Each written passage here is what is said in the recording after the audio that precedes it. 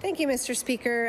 I'll keep my remarks short on second reading. I listened with interest at what the Leader of the Official Opposition had to say just now, and also in budget estimates.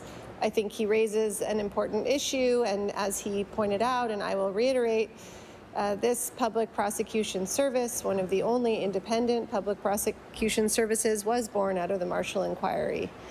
And, you know, part of the reason was, we talk about a lot the need for an independent public prosecution service, but we also need to remember that the rationale was because of the systemic racism and because of the injustice to which Donald Marshall Jr. was subjected. And so I think the equity concerns brought forward by my colleague are important.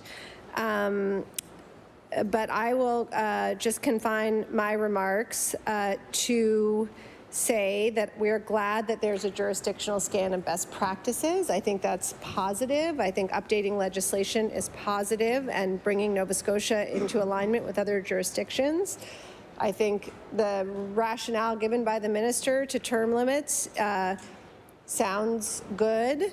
But, you know, with all bills, but particularly with this bill, which is coming forward as sort of a housekeeping amendment,